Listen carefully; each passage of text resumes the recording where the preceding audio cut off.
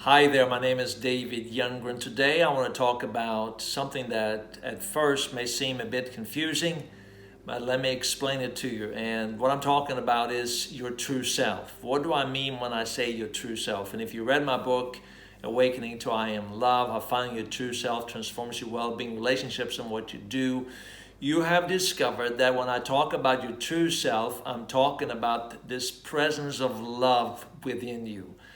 I'm calling this the inward witness of I am love. Now, those three words, I am love, as I said, are somewhat fascinating, but I also think that they are confusing because the words I am speak of our identity. And that, of course, is fun. I mean, we think about I am, this is who I am. But then the word love, we think more of a feeling. We think of something that we may do. I love you. It's like you're doing something. So we don't associate it with being or this is who I am. I am love. It somehow or another doesn't make sense. But I would suggest to you that when you actually begin to wake into this reality, it will transform your life. And the reason why I say that is because you see, you and I act out who we believe ourselves to be.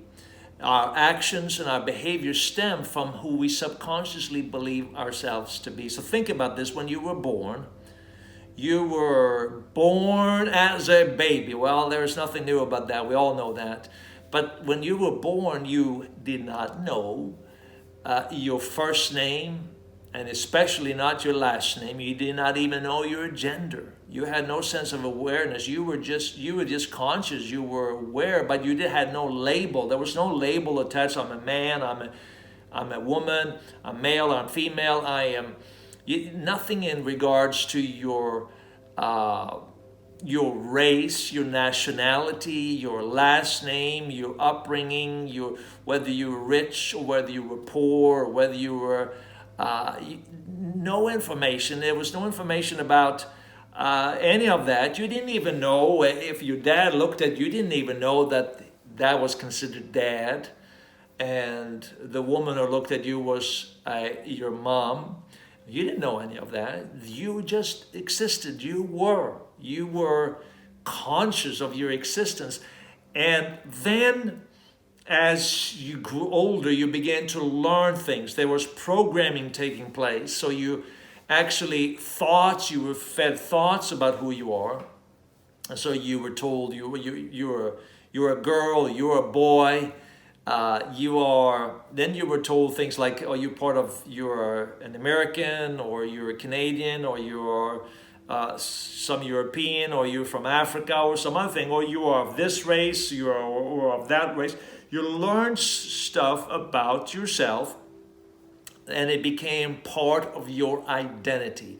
So now when you talk about yourself, this is who I am. So even your religious beliefs and your political persuasion is all part of how you have found to be your identity over the years.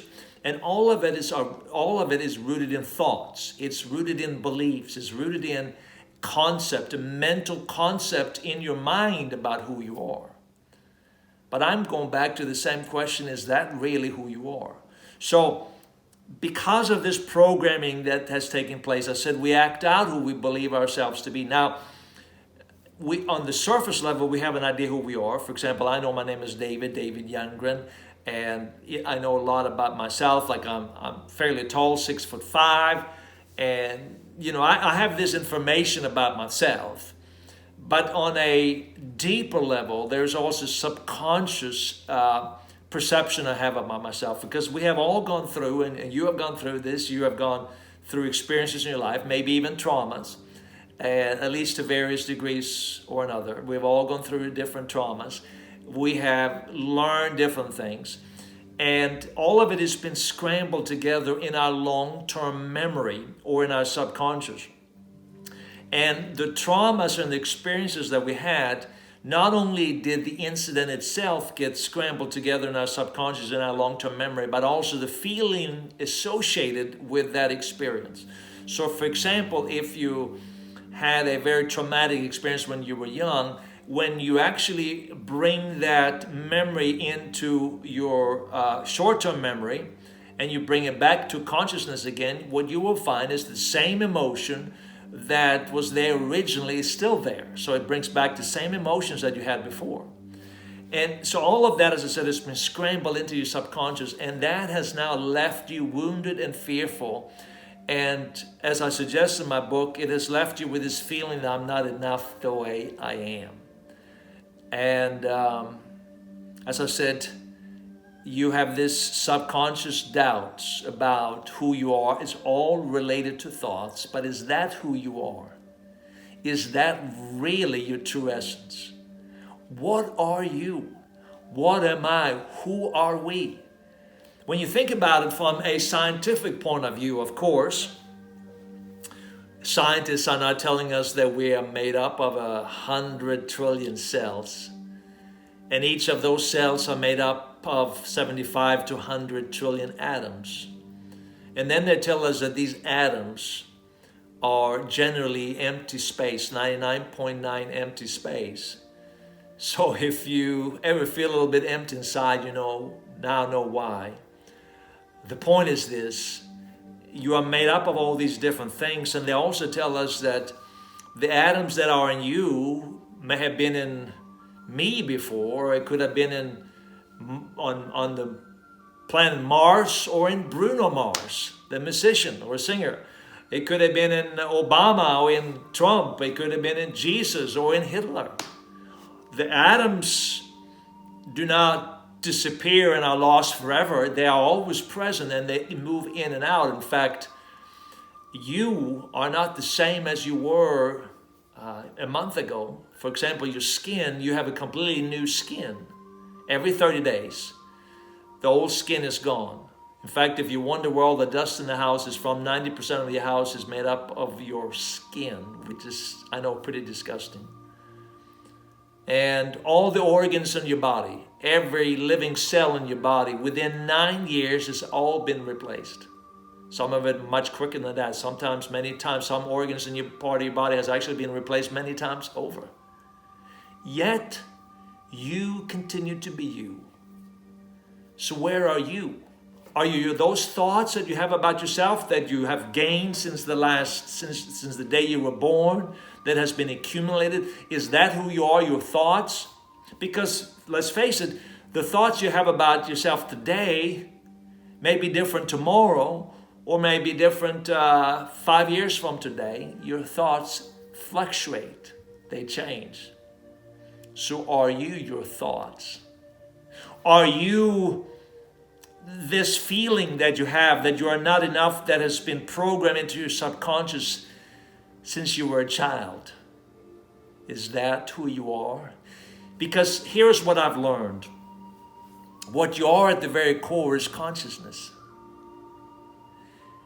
There is a presence within you. If you just sit down in stillness for a moment, you'll realize that you are. There's this presence within you. Consciousness. If you would just close your eyes and just meditate for a moment, you could come to a point where you just sense a presence within you.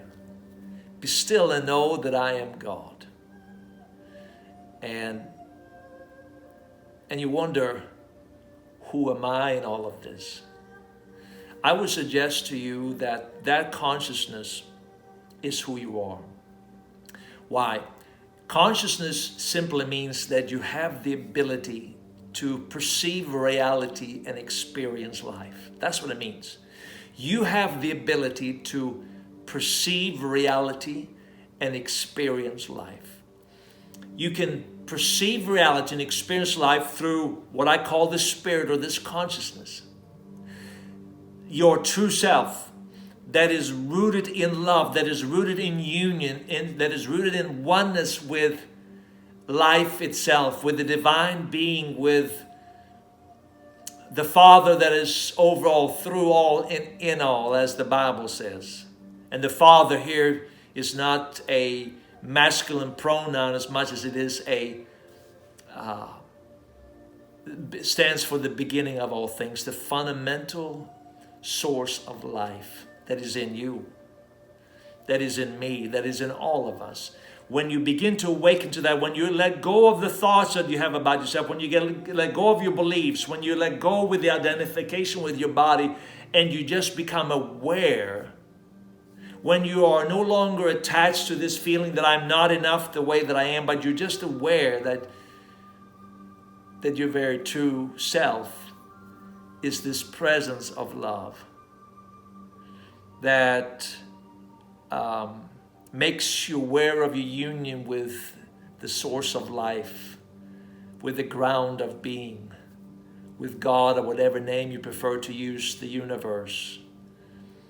That very source of life seeks to manifest itself through you, and that source of life is at its very core, fundamentally, that essence is love. And when you begin to become aware of that, it changes your life. So, I come from the Christian background, and even if you don't come from the Christian background, that's okay. But I want to share this with you because this is how I have come to realize this. So when you hear about Jesus, a lot of people talk about Jesus, but there's one thing I think we can all agree upon, that Jesus demonstrated love like we have, I don't think, ever seen in human history. And there was something very magnetic, something incredible about that love that exuded from Jesus. And so a lot of people wonder about this death and the resurrection, and is there some more greater meaning to it? And I would suggest to you that the death, as Paul, you probably heard of Paul, he wrote most of the New Testament. He said the following: I have been crucified with Christ. Nevertheless, I live, yet not I, but Christ lives in me. So I know that is very confusing to most people. Because he says, I have been crucified with Christ. Yet not I, but yet I live. So what does that mean? What does that mean? Well, think about it this way. The word I have been crucified with Christ, yet not I. The word yet not I stands for consciousness, being. But the other I that has been crucified stands for ego. And the ego is your conceptualized self. It is who you believe yourself to be in your mind and your subconscious. He says, that has been crucified. The ego, the intellectualized self, who I believe myself to be, the concept that I have about me has been crucified. But the very consciousness that I am is Christ. And then he goes on to explain that Christ is all and in all. What does that mean? This Christ is this union between the divine and the human, between matter and spirit. And he says that everything is Christ. And when I begin to awaken to that reality, when you and I begin to awaken to that reality, then we awaken to this truth that love is the union that binds us all together. And I begin to see it in you. I see it in myself. I see it in everyone and everything. And I say, that's the path to a better world. If we awaken to love, if we awaken to I am love, that's the very core essence of my being, then we become like babies again, where we just innocently are able to perceive reality, experience life through a lens of love, peace, and goodness.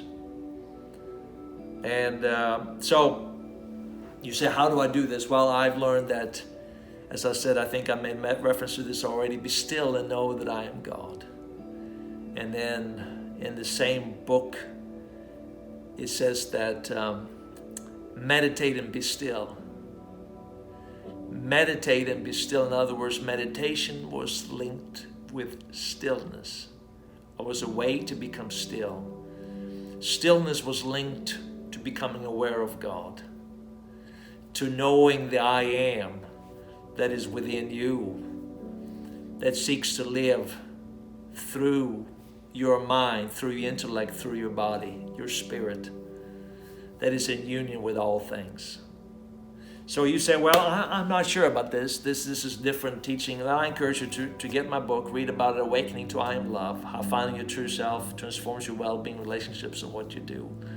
I think it's going to be an eye-opener for you. And more than that, my deepest and sincerest hope is that it will transform your life, that you will awaken to this incredible presence beyond anything that you possibly have ever experienced before, and that you will discover that's who you are. That's your true self. That's the essence of your being. And once that now permeates your subconscious, every instinct, every thought, every sensation, every image, every feeling will be transformed. And you begin to live a new kind of life that you were meant to live from the very beginning. Anyhow, check out the book. And I'm planning to talk some more about the content of this book, so stay tuned for more videos like this. Thank you very much for listening to me today.